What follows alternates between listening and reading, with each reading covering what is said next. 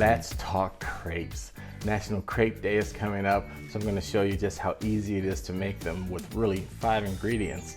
Gets you all you need to make some very good crepes. I'm going to walk you through that. I'm going to do 2 versions. One, I'm going to use regular flour, and the other, I'm going to use a gluten-free flour.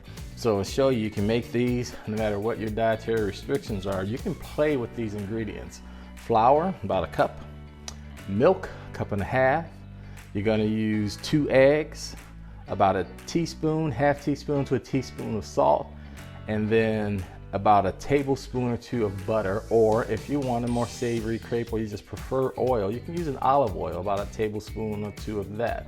That's all you need. You're going to blend them together, get a nice smooth, very loose batter. You don't want that batter to be thick because at that point you're leaning more towards a pancake.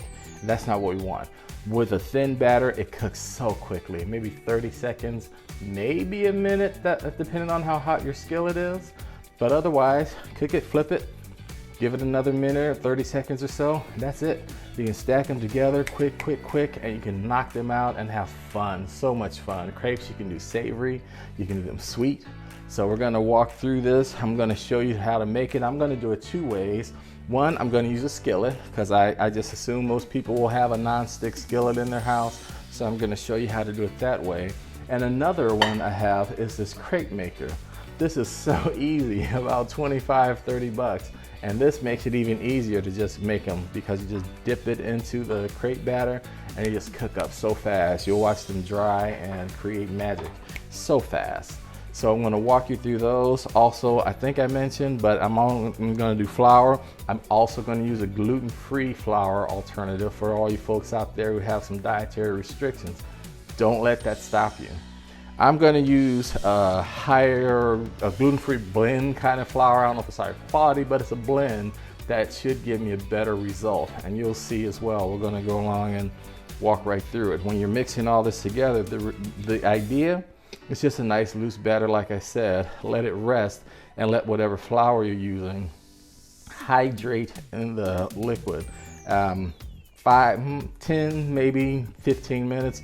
I know some people do it up to an hour. That's up to you, but the goal is to let it rest and let the moisture hydrate that flour to give you a smoother batter. And you'll also see in the video, if the batter is a little lumpy, you can just strain it, but I'm gonna use a hand mixer. Usually get great results with that and just gradually add it. If you want, you can also just use a blender, throw it all in the blender and blend it together. That's how easy this is. And just let it rest again for about 10, 15 minutes and get started. So we're gonna do that now. I'm gonna show you some fillings and fun fillings that I'm gonna use in mine, but you can get so creative with crepes. They're so easy, so you can have fun with them. You can get your kids involved, mixing this together, it takes nothing.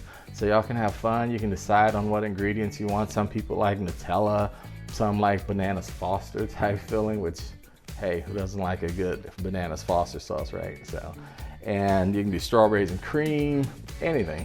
It's so versatile. You can use these, they'll keep in the fridge for several days after you make them. Then you just warm them up, fill them again, and continue to have fun. So let's get started. Have a good time.